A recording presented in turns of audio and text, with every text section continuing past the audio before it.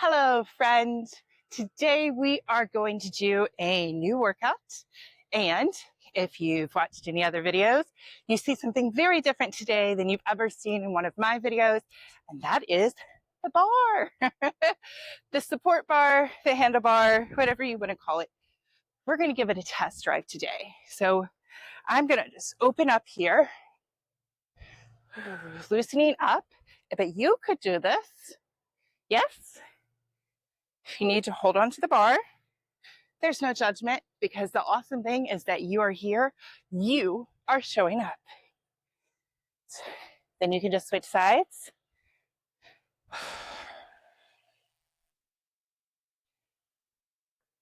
You got it. Just want to get your body loose, get it warming.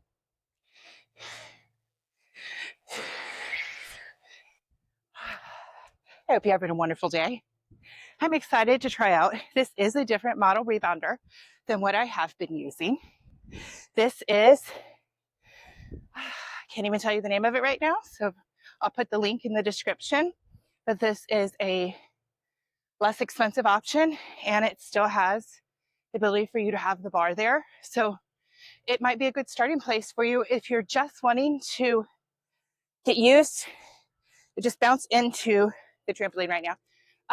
But if you're just getting started and you're not sure if you're ready for a larger investment, you're not sure what kind of rebounder you want to get started with, giving yourself that option, that flexibility.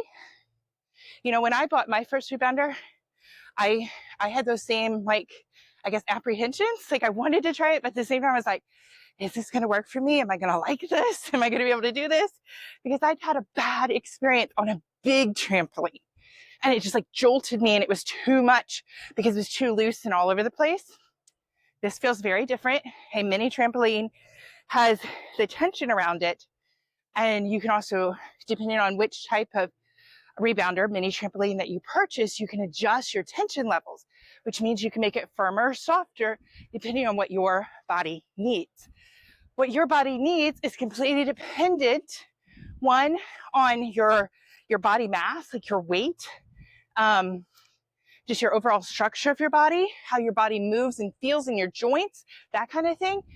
And then, of course, if you have any other issues that you're bringing to the table, if you have arthritis in your joints, for example, that might complicate things. If you have sensitive feet, I have sensitive feet. That's why I bounce in shoes, and not just any shoes. You almost always see me in my therapeutic shoes, which give me extra support around the heel, because that's where I experience the pain. And I do say it like this because I don't want to label it. I don't want it to be there. And so I try not to focus on it and make it more pronounced. But that's another story. But anyhow, so I wear supportive shoes when I'm walking, when I'm bouncing, when I'm doing anything. I don't even walk around my house on any surface barefoot. I always have something on my feet.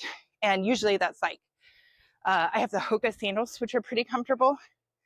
And anyhow, so getting back to when you're choosing your rebounder, what you want to do is you want to find one that's going to give you the proper support that you need. And going back even further, one reason I started that was I was saying you might want to be considerate in the purchase that you're making, because some rebounders can be multiple hundreds of dollars, pushing closer to $1,000, above the $500 mark for sure. And if you're not ready for that, maybe you're looking for a less expensive option. That's where I was when I started. And I turned to my friendly, handy dandy Facebook Marketplace, and I bought a rebounder off of Marketplace. Hardly even used. I really, really loved it. I was very excited. But my calves were achy a lot. I just thought it was me until I got a firmer rebounder and upgraded to one that supported my body weight. The strength that I needed for my rebounder, the actual trampoline, to be giving me back when I bounced mattered, okay? So even though this is a more basic model than the one that I was bouncing on from BCAM, what I wanted to show you this is because this is a good entry point if you need the lower cost expense. And this one is still over the 500-pound weight capacity. So you have room there to adjust you know, wherever your starting point is. Okay. So let's take a look here. I'm feeling warm and I've chatted through about 5 minutes now. Thanks for hanging with me. So let's try some moves now with our bar.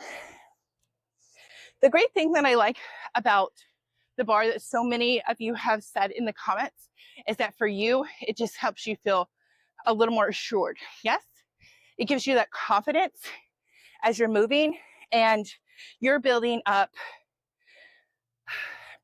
let's just call it your zone, okay? Because that's what I had to feel when the first time I started rebounding, it didn't come with a bar. And I was looking for one, but like I said, I bought on Marketplace. So you don't always get to have everything exactly the way that you want when you buy on Marketplace, right? She didn't have a bar and I wasn't ready to make the separate investment to add one to my rebounder. So I had to learn my zone. How wide could I go? Where am I moving? When I step backwards, like you get to know your zone, yes?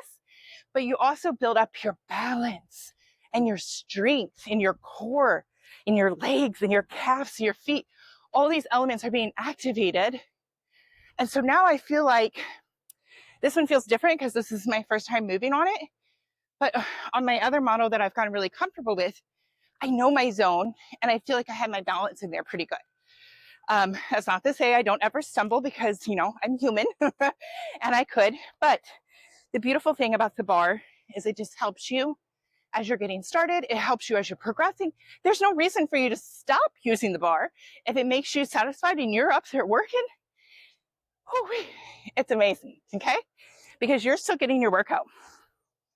I feel nothing different besides the fact that I'm having to fight the fact that I'm not using my arms as much. And you know, I love using my arms. Kind of like this move.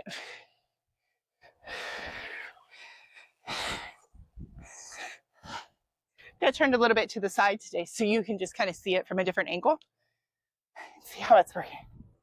The other thing that I do want to explore, so like I said, this is my very first time on a rebounder with a bar. But when I looked at this getting set up last night, which, FYI, my 10-year-old built this entirely. Like, I got it out of the box, but it was still all in the plastic, still all covered up. And all I did was get it out of the pieces out of the box, set the instruction manual. And when I picked him up from summer camp, I was like, I have a project if you're interested. Of course, he's always interested in a project. He loves to build things. And I said, have another rebounder if you would like to build it. And he was excited to do it all entirely on his own. And he had some distractions in between and stopped to eat dinner and all that. But he did it in about an hour as a 10-year-old by himself. And like, I double checked, like, is this tight? Is that tight? You know, are all the bungees on? And they were. And so I'm just saying that, not that you need to get yourself a 10-year-old or that I'm even saying that this model represents that 10-year-olds can build it. I'm just letting you know for ease and use of convenience building this, that's who built mine. And so it's a pretty simple unit in order to put together. The other thing that I like about this particular unit is it folds up. So when we got it out of the box, it came in a smaller box than the other unit I got because it came folded up. And so then you just kind of unfold it and lay it out. But so you could take off all of the feet and you could fold it, and that would make really convenient traveling needs. Yes, if you're moving from place to place, because right now, if I put a rebounder in my SUV, it takes up the whole entire back, and I can't haul kids around with a rebounder inside of my SUV.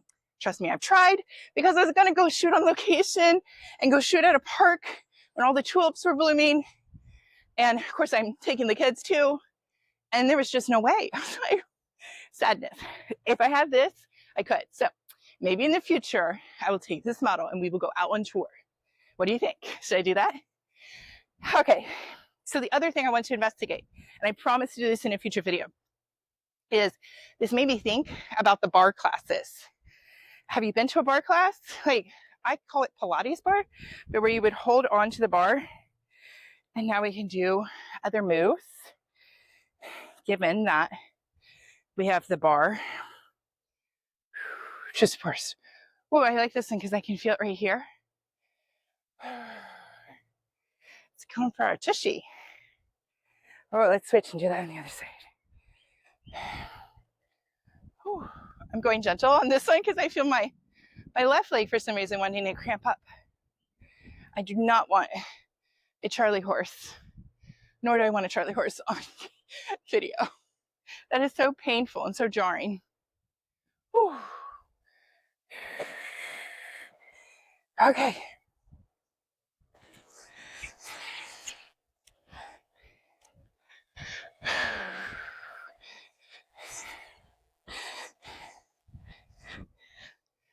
That's nice. I feel more secure doing this move. It always takes me a little time to find my rhythm on my own. And you don't have to, like, find what works for you. If you're considering if you need a bar, like, see, I don't have to be like full on death grip. Do you, if you need that right now and that's your level of support, but you could alternate hands. You can still move your arms a decent amount with the bar. So if you're considering even just, do I need to buy a bar? Where do I need to start? If you have any hesitation about your own comfort range and what you're capable of, how you want to get started, if you have any of those factors in your body that causes pain or issues as you're adjusting to rebounding, then I think a bar is a good place to give you more stability, more strength, just to encourage you as you start to work out. So that's what we'll take a look at. I promise to come back and, well, I promise to be back anyhow because I'm going to come back with a daily video. However, I promise to make one of those videos in the future. I'm going to look at some bar movements. Maybe if you can even go to the Y. I'm a member of the local Y, and see if they have a bar class. It's been a while since I went to one of those, but I can remember them being a doozy of a workout, like just to stand next to the bar and do strength training moves. Oh, this is actually harder than you think it is because you're having to hold your balance too while you're doing it, and hold my balance to the point that my leg is high enough to clear the rebounder kicking out. You may not have that issue if you're not as tall as I am. Oh, wee. Are you bending your knee with me right now? Bending my knee backwards instead of just leaving it open as I'm extending, that hits a whole different part of the leg. Ooh, that's a good workout. So I like this because I think, this is my hypothesis. Remember, we're scientists working out, learning about what our body needs. But I would think that if I can pause from pure bouncing and kind of catch my breath as I'm doing some of these leg extensions, I'm feeling this in my butt right now. Over here, my tushy. But in between the bounce, yes? Do you see how that can extend my workout? Let me burn off more calories, which that makes me think when I'm talking about calories. I'm learning so much doing this new meal plan with my nutritionist. And I always had the idea in my head that if I ate something, let's just say 200 calories, if I ate something that was 200 calories, then I could go work out and burn 200 calories and that would cancel it out. But what I'm learning is that is not exactly how it works, because there are some other factors, including not all 200 calories are the same. And so they're going to impact and work differently in your body. I'm just going to hold it. It's real gentle. So I want to give you what I'm learning. To me is new, and it may be new to you. On the other hand, you might be in the comments and be like, how did you not know this? But honestly, there are things that I am learning about calorie intake that are shocking to me, including the fact that just working out at 200 calories is not an equivalent to replace what you ate at 200 calories. And that came up this morning because one, I wanted to make something nice for breakfast for the 10-year-old who built this for me last night. And for the rest of the fam. And so I got up and I made apple cake. It's all from scratch. It's, in my opinion, it has the label cake, but it's very, in my opinion, I thought it was pretty healthy. To be honest, there have been times I've pretty much eaten that whole entire thing because it's like a little 8-inch round pan. It's not a very big cake, but it's so delicious. And it has cinnamon and fresh apples in it. It's delicious. Anyhow, I made that. I took all the ingredients, put it in the calculator, and then I said, okay, if I cut this into fourths and I eat 1/4 of this, and then I was going to share the rest with my family, how does that break out for my macros? And it was depressing, friend. It's like there's hardly any ingredients in this thing. Why? Oh, why? This sounds good. Pull your knee all the way up. Why, oh, why is this so many calories? And it's because of flour and sugar. Those are your carb attackers. And lots of people have always said, you know, avoid flour and sugar. And you know what? I do when I'm on a cleanse or, you know, something, but I like to bake some healthy treats and, you know, enjoy them myself and enjoy them with the family. And I had no idea, now that I'm counting macros, not just calories, what a difference an amount of calories of, like, I had eggs and chicken sausage later.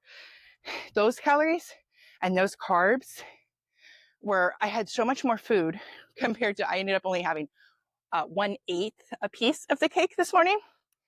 And that 1/8 piece of cake, which did not fill me up, it was so high in the calories and the carbs. The carbs were outrageous. That's why I didn't even eat the 1/4. I had 1/8. That was more carbs than later when I had an entirely scrumptious chicken sausage, scrambled eggs, a drizzle of cheese on top, and some hash browns with peppers and onions in there because I had to have some flavor.